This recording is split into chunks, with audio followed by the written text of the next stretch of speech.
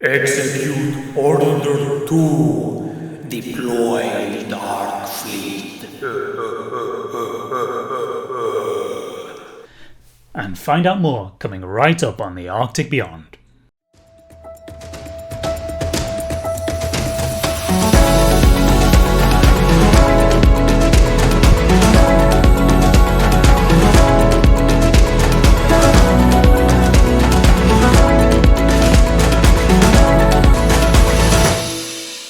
Welcome back to the Arctic Beyond. Today we're going to be covering one of the most important stories shaping the Arctic today. That's Russia's energy ambitions, how the West is pushing back against it, and the weird things Russia's trying to do to get around this. Now this is a really complex situation with layers upon layers of history and geopolitics. Ogres have layers. But we're just going to be covering really the key things happening right now. While Russia's history in the Arctic goes back a long time, the modern chapter of this story really begins 2 years ago with Russia's invasion of Ukraine. Let's think of Russia as the shady character in the school cafeteria, sort of throwing bits of food at people, generally making a bit of a nuisance, but people are kind of putting up with them, keeping them around, because, you know, sometimes they give you something that you want. That's how they've managed to keep some friends on the world stage, despite being threatened with expulsion for the last 50 years. But after that invasion, suddenly Russia had crossed the line with the international community. Everyone decided to move a table away from Russia, keeping their distance, aside from a few countries, notably ones like Belgium, Spain, France, that really just can't get enough of that sweet Russian energy fix. Oh, I want it. I want it bad. To put it into context, just how big the difference between pre-invasion and post-invasion relations with Russia have been, in 2021, 40% of the EU's natural gas imports came from Russia. 2 years later, that had dropped down to just 8%. Well, why is energy so crucial to Russia? Well, 60% of all of Russia's export revenues come from selling energy, come from selling oil and gas mainly. And it makes up 30% of the entire federal budget. So suddenly there's a Europe-shaped hole in Russia's budget, which it's desperately trying to fill with the war crimes, apparently. Either crimes against humanity or war crimes. But as anyone who has ever been to a Dunkin' Donuts can attest, trying to fill that hole inside of you with something terrible will just leave you sobbing in the street like you're desperately trying to win an Oscar. To put it into context, just how big this financial hit to Russia has been, one of Russia's major energy companies, Gazprom, last year posted its first financial loss in 3 decades.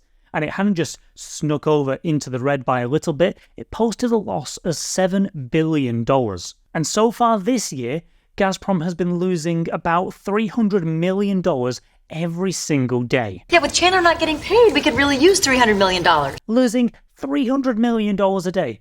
Normally you'd have to be investing in crypto to be losing that kind of money every day. If I lose a pound coin in a dream, I'm in a bad mood all day. I can't imagine burning through the equivalent of a Reese Witherspoon every single day and going on about with life. And as a result of these losses, Russia has postponed or just completely stopped most of its major new energy exploration projects. Well, I think she's won and you've been cancelled. So how does the Arctic fit into all of this? Well, for a very long time, Russia really didn't care much about the Arctic. It was only in 2001 when Russia created its first ever Arctic development plan, and that sat on the shelf until 2008. It was ignored until 2008, funnily enough, until Putin actually left power for a brief period of time before coming back and, do you think he did anything interesting when he came back? Well, I don't know. We'll see. But when Russia was out of power, Menendez came into power and he saw this Arctic development plan and realized, oh, there's some decent stuff here in the Russian Arctic. In fact, it turns out the Russian Arctic contains 81% of all of the Arctic's natural gas, which makes up 25% of the whole world supply. Imagine that, until 2008, Russia had been sat on a quarter of the world's supply of natural gas, and they'd just been completely ignoring it. They realized, oh, we're in the money, break out the big champagne, we're going to be celebrating for at least 50 years. But of course, it's not quite gone according to plan. Net driver, abort. So Russia really turned its focus towards natural gas, or liquid natural gas, LNG as it's typically referred to, and it created the Yamal LNG plant in the Arctic, which has been operating since about 2012 and has been a moderate success. Since then, they've been trying to get other projects off the ground. The major one is called Arctic LNG 2. Now, Arctic LNG 2 was supposed to be the golden child for Russia's Arctic ambitions. Hey, I am a golden god. Its energy ambitions, its financial ambitions, its whole future, so much of it has been based on getting this plant up and running. It was supposed to, in fact, the government targets for this plant was to take the current global market share which Russia has for natural gas, which is 8%, and then with the opening of this single plant, they were saying it's going to increase our global market share of natural gas from 8% to 20%. That is insane. Now, I know these are kind of boring figures to be talking about, but just imagine opening a shop and going, okay, that shop is going to take, I was selling 1% of the world's cornflakes, but if I open the shop down the road, I'm going to be selling 10% of the world's cornflakes. That's the kind of insane ambitions that they had for this plant, but as with basically all predicted golden childs, it's turned out to be very much the problem child of Russia. And that's why we come around to international sanctions. Now, the US, the EU, a bunch of other countries around the world have been absolutely throwing wave after wave of sanctions against Russia really since the invasion of Ukraine.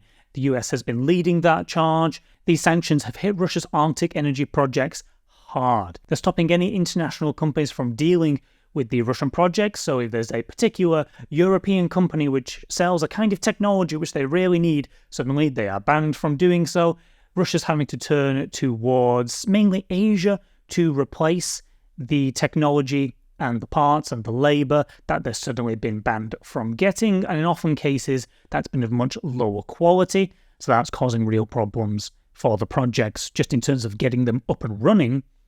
But in terms of trying to operate them, it's been impossible to export any gas from Arctic LNG 2 because any ship that goes to try and work with Russia will immediately get sanctioned and prevented from working with any other countries. Russian ships, of course, are not allowed in any other countries.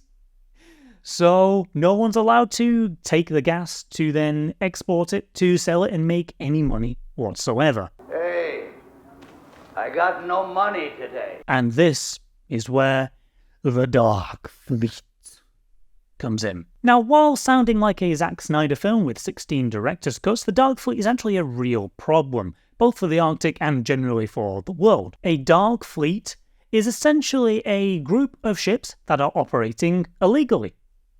So it doesn't have to be based in Russia, it doesn't have to be to do with the Arctic. Any country can operate a Dark Fleet, but the shadier the country, the more likely they are to have a Dark Fleet, and Russia is kind of up there in terms of shady countries. Yes, there's some shady shit going down, but trust me, it's fueled by stupidity. These ships are operating illegally, they are unregistered, they are uninsured. Typically, they are sort of second-hand castaway ships from countries like China, the UAE, Qatar, that are not in good shape, and because of that, and because they are transporting oil and gas most of the time, they're actually a serious environmental hazard. So these ships, these Dark Fleet ships, what they would do is they will turn off their trackers. So every ship operating in the ocean, it must legally have what's called an AIS tracker on board. Now these trackers, it basically, it's GPS. If you go to a website like marinetraffic.com, there's many other websites as well, you can see literally every ship around the world currently at sea at the minute, and oftentimes ones that are in port as well. If we go look at the website right now, we can see, okay, here's this ship, and oh, it's been here recently. Great. Just creates a layer of transparency for the shipping industry and the whole maritime industry. But what these ships are doing, they are either completely turning off their trackers or they are spoofing a signal. So they are spoofing a signal which says, oh no, I'm out in, I'm just out in the middle of the Atlantic. I'm doing nothing. I'm just sat in the Atlantic. I'm nowhere illegal. Stop looking at me. Of course, when they are actually doing something illegal somewhere. They go into Russia or wherever that they are operating illegally. They pick up the oil, the gas, whatever it is they need to sell. Once they leave that country, They then switch their signal back on. They say, whoops, sorry, mistake, something broke, whatever. And then they go on their merry way to sell whatever goods they've picked up. You sell them? That's right. This is more than just a legal worry. It's also a serious health concern, both for the environment and for people. It's a serious safety concern. Because these ships are turning off their trackers, it means that there's a real risk of ships crashing into each other. In fact, just in July, there was a real example of this happening. In Singapore, it happened that a shadow tanker called the Ceres 1, that's right, Ceres 1, I'm shaming you. If anyone's on that ship dating app Docker, you know Docker, right? Docker, find the deepest ports for your perfect vessel. If you swipe onto Ceres 1, just remember, you swipe away, Ceres 1 will ghost you after causing a serious damaging collision. I know it. Always does it. Every time. So Ceres 1 didn't have its AIS tracker on, and it crashed into another ship. And then it did a full-on hit and run. It just sped away, leaving behind serious damage to the ship, to fires on board, and to quite a few injuries. But catching these ships really isn't as hard as I think they would like it to be. You see, have you ever heard of satellite photos? You know satellites, right? The most socially acceptable way of spying on someone since going to an open house because you're really curious what their new shower looks like. Well, don't worry. Dark Fleet vessels, I'm sure that no one's actually been spotting you doing shady illegal stuff in all the countries you shouldn't be. Don't worry. Oh, what about here? And then inevitably, that ship gets identified.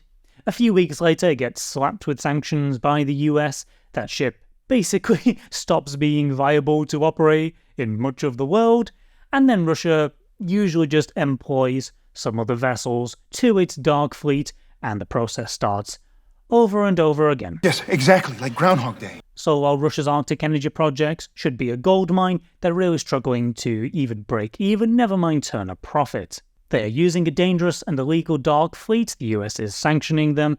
Basically every time a new ship comes into the fleet, we'll see where that ends. It seems like literally every single week there's a new, here's a new Dark Fleet ship, here's a new round of sanctions. It's like a game of chess between the two countries at the minute, and really we'll just have to see where this ends, who blinks first. So that's been a basic rundown of one of the most important stories happening in the Arctic at the minute. But yeah, if you find this interesting, or really you want to hear about any other kind of topics about the Arctic, do let me know. Appreciate any feedback you can give me. As always, remember to like and subscribe, all that. Thank you so much for watching. I'll see you next time. Bye-bye.